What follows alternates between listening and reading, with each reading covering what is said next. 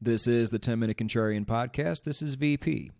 We are a solutions-based podcast, diving into the world of contrarian investing and alternative finance. We are hosted on the No Nonsense Forex YouTube channel, NoNonsenseForex.com, and podcast players everywhere. I have zero idea how long it's going to take to describe this, so let's jump right into things. And I'll come right out and say it out of the gate. If, in my opinion, if you're looking for a surefire commodity to be long on for the next 5 to 10 years, maybe even the next 20 to 30 years, water's it for so many reasons. Let's put this in perspective. Are we going to need battery metals in the next 10 years? Probably, but as much as forecasted, we just don't know. Are we going to need base metals? Probably again. But again, to what degree? How much are we actually going to build this decade? We were hoping to have started building by now, but we haven't because things keep getting in the way. How many more things are going to get in our way? Are we going to need cryptocurrencies in the next 10 years? Well, need is a weird way of putting it. It all comes down to adoption. And will anything come around to replace it? Sounds crazy, but the rate of technology is exponentially getting bigger. Again, it's not probable, but it's out there. Can't rule it out completely. Well, all right, VP, everybody's got to eat. So what about corn and soybeans and wheat? Well, now you're getting somewhere because, yes, everybody does have to eat. But not everybody eats those things. I try to stay away from those things myself. And chances are none of those commodities are going anywhere. But there's going to be different years, that are better than others due to weather and things like that. But we all need water. We need it every day for many things. It is irreplaceable. We cannot do without it. And as far as supply goes, we're okay right now. But globally, our resources are getting tapped out lower and lower by the day. I know some areas have droughts, some areas have floods. But you are now seeing more and more areas that have a lot less water resources than they did before. And it doesn't look like it's coming back anytime soon. I spent 15 years in the desert, and even though we were pretty much stealing water from California and from the Navajo tribe, Las Vegas still had certain days to where you weren't allowed to water your yard. Our main lake, the levels of that lake had dropped dramatically over time because we weren't getting snow on the mountaintops. Go look at pictures of Lake Mead right now. You'll see what I mean. I think no matter where you live, in our lifetime, we will see some type of water rationing mandates come down the pike at some point in time. And these things would not happen if we were not running out of fresh water. There would be no reason for them.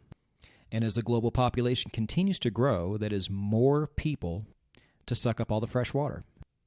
Now, there are some people out there that say we have reached peak population, and it's only going to go down from here. If I'm going to put my conspiracy hat on, I would say that the idea that the global elites are trying really hard to make that happen does add up. Who knows if it's true, but like I said, I can see it in a lot of places. If you take a look at the top 20 countries in terms of birth rate, almost all of them are in Africa. And it's been that way for a long time. And you wonder why so many bad things happen to Africa. Things you almost never see anywhere else. Now, I could go even deeper with this, but we are a solutions-based podcast, so what can we do about this horrible crisis, which threatens the existence of all humanity? Well, we can profit off of it. Screw it, I live in the present. I can do next to nothing about the availability of fresh water in the next 20 years, but I can do something about my account, and you can too. So that's what we are going over today.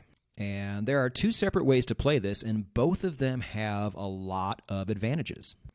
The first one does not have really anything to do with the scarcity of water so much, but rather the opposite. So those of you crypto heads have been paying very close attention to the infrastructure bill that got passed this week. Because as usual, politicians snuck in some dirty legislation that would never pass otherwise into this legislation in hopes that nobody would see it. Well, some people saw it, and it became a huge deal. Anybody who's on Twitter saw this whole thing go down. But the bill passed, and let's talk about what was in the bill. Because things like this matter. I mentioned it in the copper video. Governments will tell you what they're doing through their actions and through the money they spend. And through this bill, over $55 billion has been committed to water-related projects, not just in the United States, but all over the world. This will be going towards things like replacing lead pipes so the people all over the United States and around the world have access to clean drinking water. A good portion of it is going into wastewater and how we handle that. And in the eyes of the government, there is urgency here because of climate change. Again, how much you or I agree with the whole climate change narrative is not what's important here. It's not what we think should happen. It's what is happening. We live in reality, and we invest in reality. And the reality is that this bill passed, and a lot of money is going to be allocated to the treatment of water.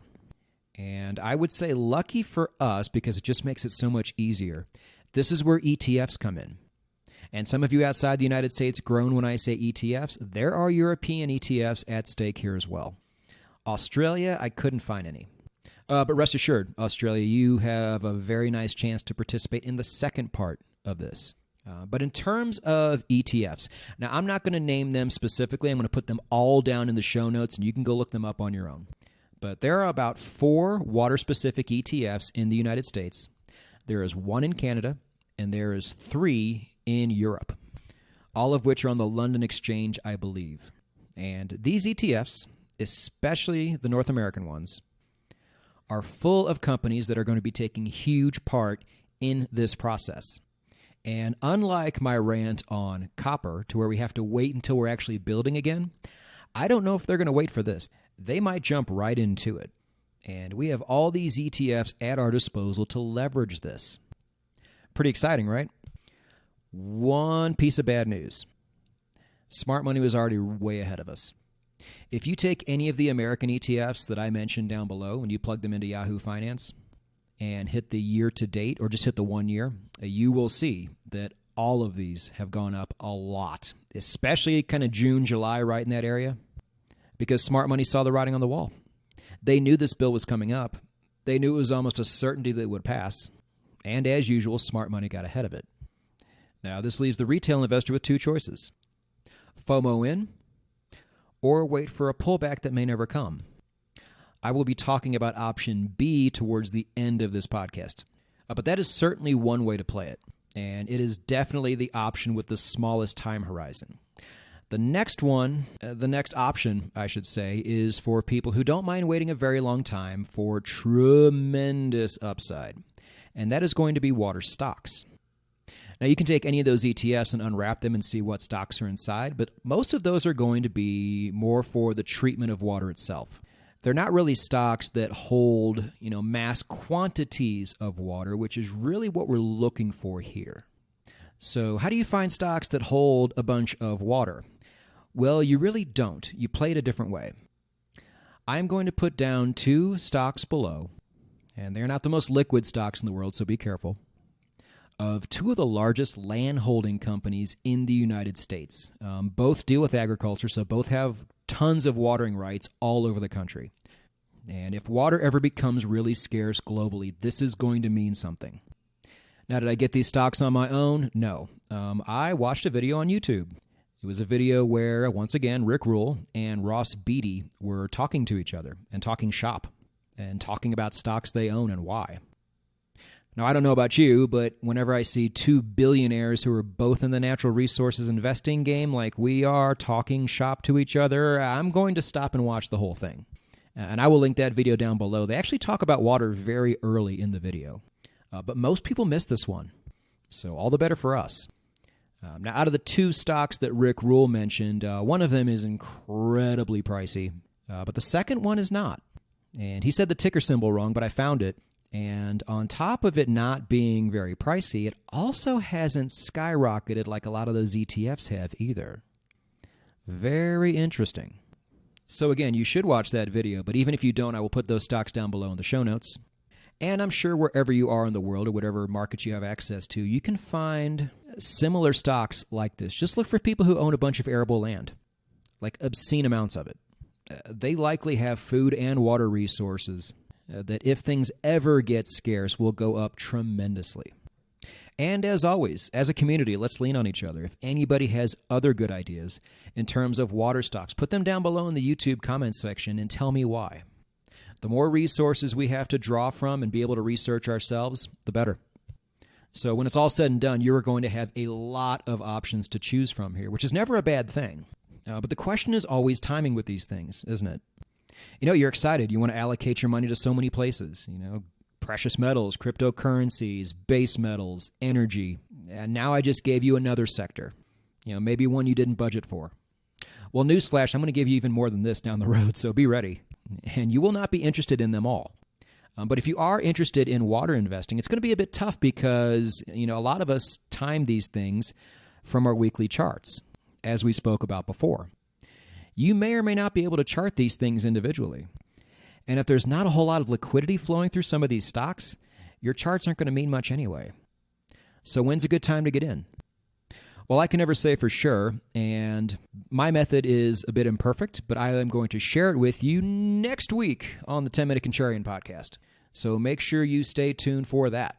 But do your research now and put these things on your radar if this is what you are interested in. That way, when it's time to make a move, you're ready. Have a nice big spreadsheet or a nice big piece of paper with all of your opportunities ready to go. Now, if your chick or your spouse or your kids find this spreadsheet or find this piece of paper, it's going to look a bit Rain Man. It's going to look a bit eccentric, and they're probably going to think you're crazy. But you owe them no explanation because we are not crazy. We are just early.